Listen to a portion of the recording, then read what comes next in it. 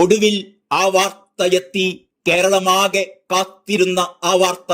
9ാം നാളിലെ തിരച്ചിലിനൊടുവിൽ അർജുന്റെ ലോറി എന്ന് കരുതപ്പെടുന്ന ട്രക്ക് കണ്ടെത്തിയതായി ഔദ്യോഗിക സ്ഥിരീകരണം. ഗംഗാവാലി നദിക്കടിയിലാണ് 20 മീറ്റർ ആഴത്തിൽ ലോറി കണ്ടെത്തിയിരിക്കുന്നത് എന്ന് കർണാടക റവന്യൂ മന്ത്രി കൃഷ്ണ ബൈരേഗൌഡ ട്വീറ്റ് ചെയ്തു. ശക്തമായ മഴയാണ് ഇവിടെ. അതിനൊപ്പം പുഴയിൽ അതിശക്തമായ അടിയൊഴുക്കുമുണ്ട്.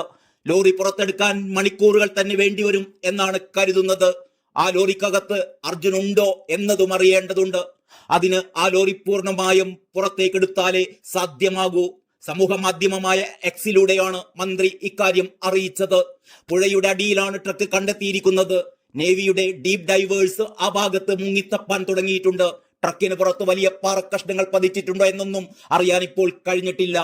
ഏതായാലും സ്കൂബ ഡൈവേഴ്സ് ആഴങ്ങളിലെത്തി പരിശോധിച്ചാൽ മാത്രമേ സ്ഥിതിഗതികളെ കുറിച്ച് കൂടുതൽ അറിയാൻ കഴിയൂ.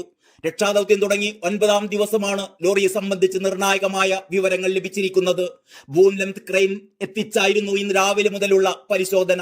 ഈ യന്ത്രം ഉപയോഗിച്ച് 60 അടി ആഴത്തിൽ വരെ തിരച്ചിൽ നടത്താനാകും. താഴെയുള്ള ചെളിയാണ് ഈ യന്ത്രം ഭീമൻ മാറ്റിക്കൊണ്ടിരിക്കുന്നത്. അങ്ങനെ കോരിയെടുക്കുന്ന ചെളി കരയിൽ JCBകളുടെ സഹായത്തോടെ മാറ്റിക്കൊണ്ടിരിക്കുകയും ചെയ്യുന്നു. കാണാതായ അർജുന്റെ ലോറിയുടെ ലൊക്കേഷൻ നദിക്കരയോട് ചേർന്ന് തന്നെ നദിയുടെ ആഴങ്ങളിലുള്ളതായി സോണാർ ചിത്രം ആദ്യം പുറത്തുവിട്ടത് നേവിയാണ്. തുടർന്ന് ബൂം എക്സ്കവേറ്റർ കൊണ്ട് ആ ഭാഗത്തെ ചെളി കോരി മാറ്റുകയായിരുന്നു.